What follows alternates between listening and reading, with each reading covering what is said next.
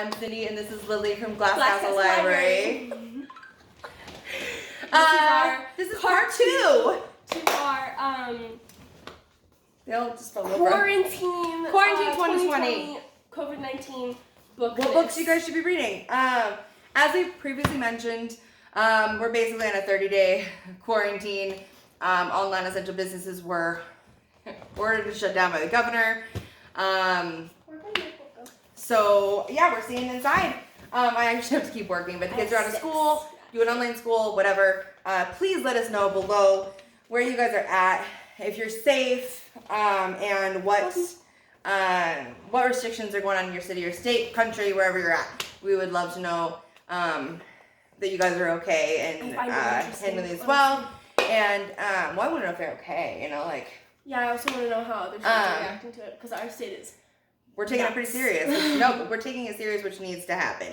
And everybody needs to stay home. Our motto right now is stay home for Nevada. That's the motto. This governor was like. I told my mom that a couple of my friends wanted to go bowling, and she got so mad. I almost lost my mind. She I was like, that's not. Why are they going bowling? And I'm like, okay. Anyway, so. This was a while ago. They're not going bowling still. It was like a week ago when school first got canceled. I have. Okay, so. 6, by the way, not 3. Okay, well, we'll see if we can get to them. All right, so. My first book in this video is the last book I got for Gavin at Barnes & Noble when I went to get supplies for the, I don't know why I keep forgetting the word quarantine, but it is what it is. The Name of the Wind by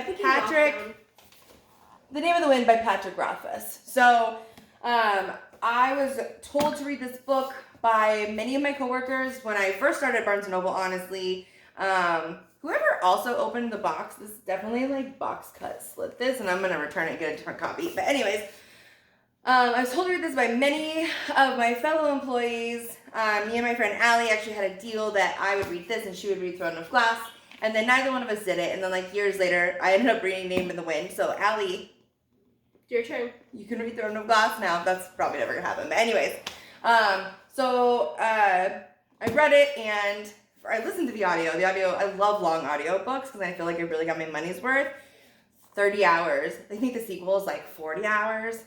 I don't know. So anyways, so I read it, listened to it, and I had only gotten like a little bit in, and I called my brother. We share an Audible, and I was like, hey, you need to start listening to this book.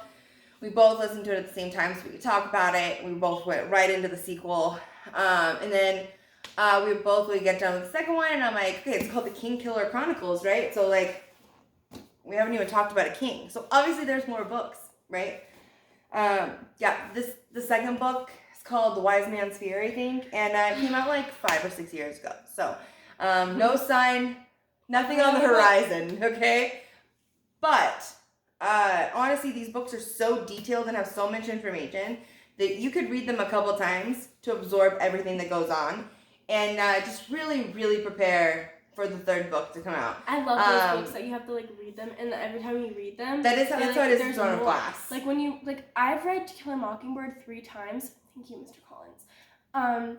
But I have to. I had called out like so many of your teachers. I didn't call them out. I shouted Miss Payne out for dealing with my Mr. Collins.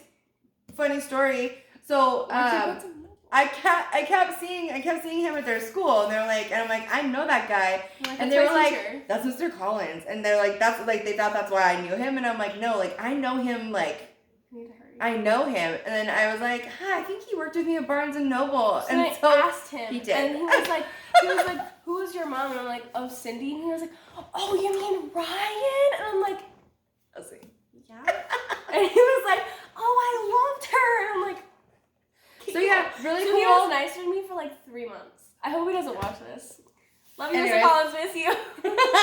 So anyways, I love those books where you have to like where you read them again and you find things. I love that. So my brother's rereading them right now, and he's like calling me like Cindy. He's like got all these theories, and I'm like, I don't remember. Like I like horrible memory. So I'm lucky that I remember to pick her up after school every day. You know. So I mean that's true. Anyways. Really, honestly, don't wait for the next book to come out. Just get started and read The Name of the Wind because it is a majestic masterpiece of a book. Patrick Rothfuss, guys. And I'm really mad at myself because I could have met him at WonderCon 2 years ago, but I hadn't read his book yet, so I didn't care to meet him, and I'm a fool. I am a fool. Okay, moving on. We're gonna have to do 3 videos. Yeah, we are. It's okay. It's gonna be a long apocalypse. I'm gonna do these books. Okay. So first we're gonna do The Boy in the Striped Pajamas. So I read this for class. Oh. And what? This book has some bad things about it. We're not supposed to recommend this book. Why? Go ahead. You go ahead. It's fine. Okay, I think this book is just really interesting. It's also, I'm very sensitive to things that happen in books. So things that happen in books make me cry. So this book made me cry. Literally, when I start crying, I cry a lot. So I read this book. I don't know. I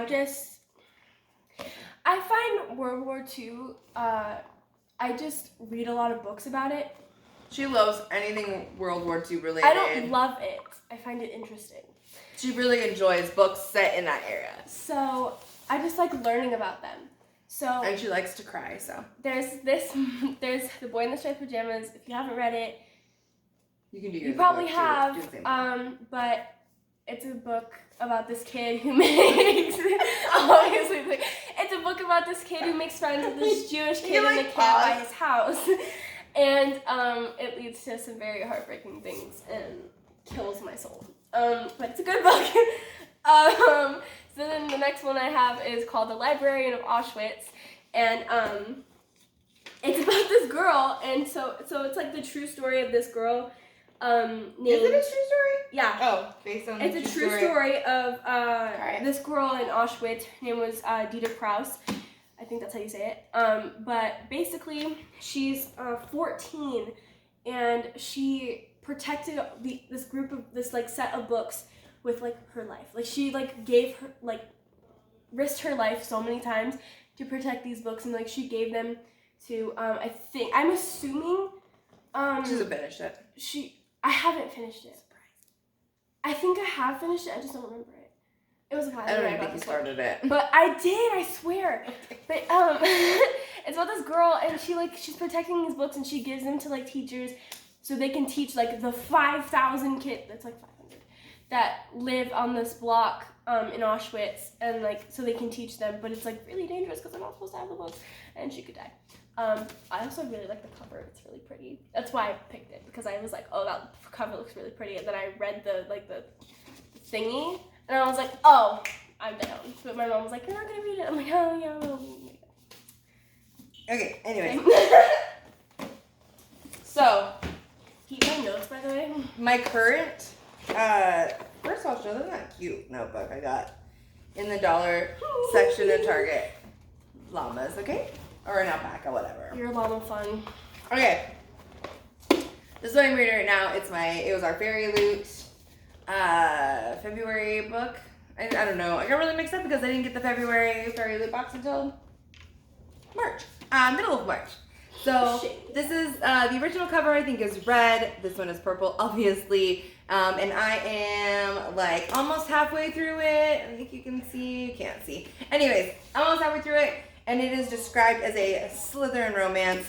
Our main character, her goal is to woo and marry the king and then kill him and take the kingdom for herself. Cute. And she's definitely Slytherin to her core.